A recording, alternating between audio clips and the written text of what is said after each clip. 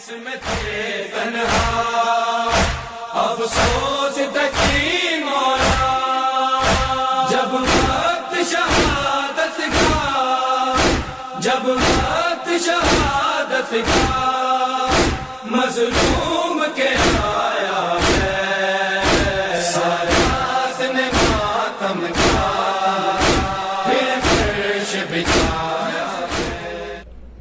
اعوذ باللہ من الشیطان الرجیم، بسم اللہ الرحمن الرحیم، الحمد للہ والصلاة علی آلہ، اما بعد۔ سب سے پہلے امام محمد تقی علیہ السلام کی شہادت کے موقع پر تمام جہان تشیع کی خدمت میں تعزیت و تسلیت پیش کرتا ہوں۔ یہ ہمارے اور آپ کے نویں امام جن کی آج شہادت کی تاریخ ہے، امام محمد تقی علیہ السلام کا اصل نام محمد تھا، لیکن آپ کا لقب تقی تھا، اور اکثر آپ کی خدمت میں یہ عرض کرتا ہوں کہ یہ امام علیہ السلام کو جو لقب دیے گئے ہیں، یہ لقب ہمارے جیسے نہیں ہیں کہ جس کا جو دل چاہا اس کو لقب دے دیا۔ جب تک وہ صفت، وہ خاصیت اس کے اندر نہیں پائی جاتی، تب تک وہ لقب اسے نہیں دیا جاتا۔ امام محمد تقی علیہ السلام اپنے زمانے میں تقوی اور پرہیزگاری کے لحاظ سے سب سے افضل اور سب سے بہتر تھے، اسی لیے آپ کو اس لقب سے موسوم کیا گیا۔ ایسا نہیں ہے کہ صرف تقوی امام محمد تقی علیہ السلام کے ہاں ہے، دوسرے اماموں کے ہاں تقوی نہیں ہے، انبیاء علیہ السلام کے ہاں تقوی نہیں ہے، سب کے ہاں تقوی ہے۔ اپنے اپنے زمانے کے لحاظ سے سب تقوی میں افضل اور سب سے بہتر تھے۔ اگر امام محمد تقی علیہ السلام کے ہاں تقوی ہے تو امام علی علیہ السلام کے ہاں بھی تقوی ہے، اور ایسا ویسا تقوی نہیں، بلکہ تقوی کے اس منزل پر فائز تھے کہ آپ کو امام المتقین کہا گیا۔ امام حسن علیہ السلام بھی تقوی کے مالک تھے، امام حسین علیہ السلام کے ہاں بھی تقوی تھا، امام سجاد علیہ السلام کے ہاں بھی تقوی تھا، جتنے ائمہ معصومین علیہم السلام ہیں سب کے ہاں تقوی ہے۔ اس لیے کہ اگر انسان کے پاس تقوی نہ ہو تو انسان کے اندر جو صلاحیت اور جو کمال پیدا ہوتا ہے وہ ہو ہی نہیں سکتا۔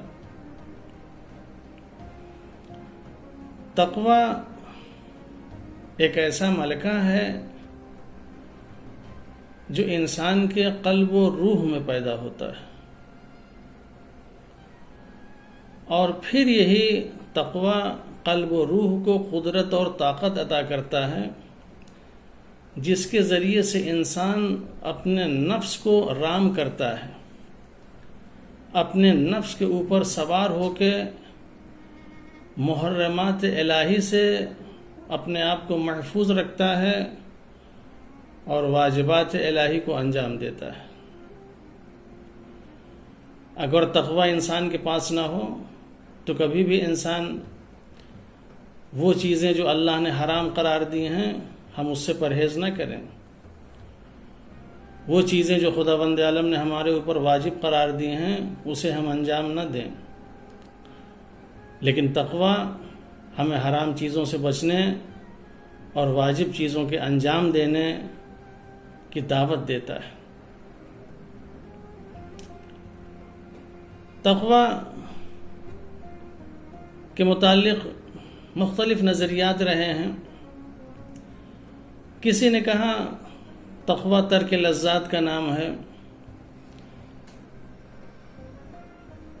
وہ چیزیں جس میں لذت ہیں ان کو ترک کر دیا جائے، چھوڑ دیا جائے، اسی کا نام تقویٰ ہے۔ کسی نے کہا تقویٰ گوشہ نشینی کا نام ہے، ایک گوشے میں انسان بیٹھ کے نماز روزہ، عبادت و اطاعت اور ریاضت کرتا رہے، اس کا نام تقویٰ ہے۔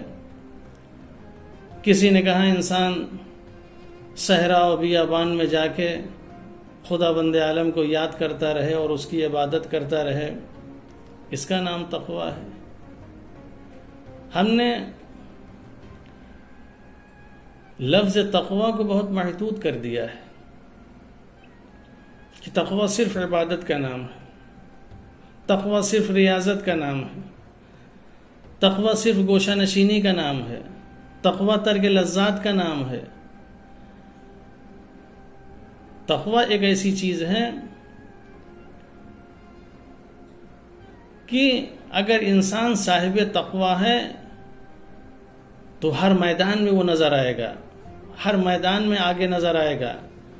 علم کا میدان ہو اس میں آگے نظر آئے گا، جنگ کا معرکہ ہو اس میں وہ آگے نظر آئے گا، سیاسی معاملات ہوں اس میں آگے نظر آئے گا، عبادی معاملات ہوں اس میں وہ آگے نظر آئے گا۔ یعنی دنیا میں جتنی ایسی چیزیں ہیں ہر میدان میں اسے آگے نظر آنا ہے۔ جیسا زمانہ ہوگا اس زمانے کے لحاظ سے اسے اپنے آپ کو تیار اور آمادہ کرنا ہے، علمی لحاظ سے، اخلاقی اعتبار سے، فنی اعتبار سے، ٹیکنالوجی کے اعتبار سے۔ جب یہ ساری چیزیں انسان کے اندر ہوں گی تب واقعاً ایک وہ متقی و پرہیزگار انسان ہوگا، ورنہ صرف گوشہ نشینی اور صحرا اور بیابان میں جا کے عبادت و اطاعت کرنے کا نام ہوتا تو امام علی علیہ السلام کو امام المتقین نہ کہا جاتا۔ امام علی علیہ السلام کی زندگی دیکھیں، ائمہ معصومین علیہ السلام کی زندگی دیکھیں، وہ ہر میدان میں آپ کو نظر آئیں گے۔ علم کے میدان میں آتے ہیں تو کہتے ہیں سلونی سلونی قبل ان تفقدونی، جنگ کے میدان میں آتے ہیں کانہم بنیان مرصوص، ایسے جنگ کرتے ہیں جیسے سیسا پلائی ہوئی دیوار۔ اخلاق کے میدان میں انک لعلی خلق عظیم، ہر میدان میں وہ آگے نظر آتے ہیں۔ سیاسی معاملات میں اگر دیکھیں تو ان سے بہتر اور ان سے اچھا کوئی نظر نہیں آئے گا۔ عبادت کے معاملات میں دیکھیں تو ان سے بہترین عبادت کرنے والا کوئی نہیں ہوگا۔ تو تقویٰ کسی محدود چیز کا نام نہیں ہے جس کو ہم نے آج تقویٰ سمجھ لیا ہے۔ تقویٰ تو وہ صاحب تقویٰ ہوگا جو واقعاً جو انسان آفاقی ہو، جو انسان جہانی ہو، دنیا کے اوپر جس کی نظر ہو، ہر لحاظ سے جو ہر ایک کی خدمت کرنے والا ہو، وہ انسان متقی اور وہ انسان پرہیزگار ہوتا ہے۔ یہ نہیں کہ انسان نماز کی حد تک محدود ہے، بڑا متقی ہے اور بڑا پرہیزگار ہے۔ تو انسان کو متقی اور پرہیزگار ہونا چاہیے۔ تقویٰ جیسا کہ ہم سمجھتے ہیں کہ تقویٰ صرف پرہیز اور ڈر کا نام ہے، خوف کا نام ہے، نا، ڈر اور خوف کا نام نہیں ہے۔ یہ ڈر اور خوف ایسا نہیں ہے کہ جیسے ہم ایک درندے سے ڈرتے ہیں، ایک شیر سے ڈرتے ہیں کہ ہمیں کھا جائے گا، ہمیں نگل جائے گا، بلکہ تقویٰ رجا و خوف کے درمیان ایک ایسی حالت کا نام ہے جہاں انسان خدا سے ڈرے لیکن ساتھ ہی ساتھ اسے اس بات کی امید بھی ہو کہ خدا رحیم ہے، خدا کریم ہے، خدا غفور ہے، وہ ہمارے اوپر رحم کرے گا، ہمارے اوپر کرم کرے گا، ہمارے اوپر مغفرت کرے گا۔ خدا سے اگر ہم ڈریں تو اس انداز سے ڈریں، نہ یہ کہ جیسے ہم ایک درندے سے ڈرتے ہیں۔ تو تقویٰ اگر انسان حاصل کر لے تو یہ تقوی ایک ایسی چیز ہے کہ جس کے ذریعے سے انسان دنیا اور آخرت کی تمام کامیابیوں کو حاصل کر سکتا ہے.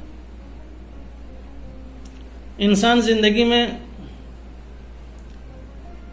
دو طرح کی ترقی کے لیے کوشش کرتا ہے، ایک مادی ترقی اور ایک معنوی، چونکہ اس کے وجود کا تقاضا ہے، جسم کا تقاضا ہے مادی ترقی، روح کا تقاضا ہے معنوی ترقی، روحانی ترقی. روحانی اور معنوی ترقی انسان اس وقت تک نہیں حاصل کر سکتا جب تک انسان تقوی نہ اپنے اندر پیدا کرے. جتنے روحانی اور معنوی کمال ہیں وہ سب کے سب رہین تقوی ہیں. اگر تقوی انسان کے اندر نہیں ہوگا تو کبھی انسان کمال تک نہیں پہنچ سکتا، کبھی انسان اپنی شخصیت کو نہیں بنا سکتا، کبھی ایک انسان اپنی انسانیت کو معراج نہیں عطا کر سکتا. اگر ایک انسان چاہتا ہے کہ ہم اس دنیا میں معنوی اور روحانی کمال حاصل کریں، اللہ رسول اور اہل بیت اطہار علیہ السلام سے اپنے آپ کو قریب کریں، تو اسے چاہیے کہ وہ تقوی اختیار کرے.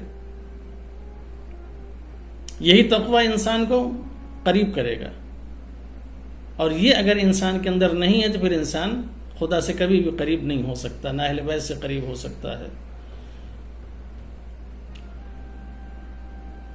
تقوی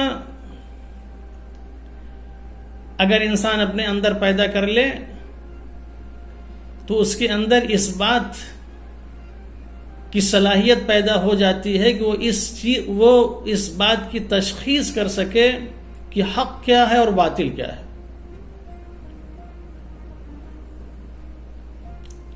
اگر کسی کو حق اور باطل کی تمیز ہی نہ ہو، حق کیا ہے باطل کیا ہے، کس میدان میں انسان کمال حاصل کرے گا؟ اسے پتہ ہی نہ ہو حق کیا ہے اور باطل کیا ہے تو کس چیز کو انجام دے گا؟ لیکن جب انسان تقوی اختیار کر لیتا ہے تو اس کے اندر یہ صلاحیت پیدا ہو جاتی ہے کہ وہ اس بات میں تفریق کر سکتا ہے، فرق پیدا کر سکتا ہے کہ حق کیا ہے باطل کیا ہے. جیسا کہ ارشاد ہوتا ہے ان تتقوا اللہ یجعل لکم فرقانا، اگر تم نے تقوی الہی اختیار کر لیا، ان تتقوا اللہ، اگر تم نے تقوی الہی اختیار کر لیا، یجعل لکم فرقانا، تمہارے اندر فرقان کی صلاحیت پیدا ہو جائے گی. تمہیں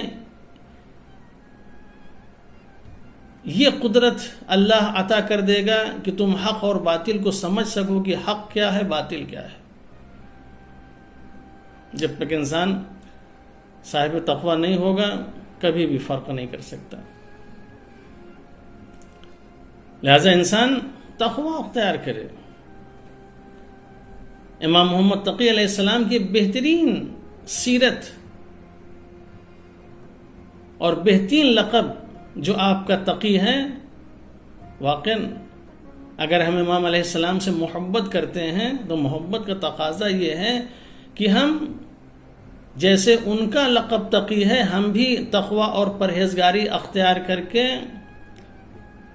اپنی شخصیت کو آفاقی اور جہانی بنا کے سماجی اور سیاسی زندگی بسر کر کے اپنے آپ کو متقی و پرہیزگار بنائیں.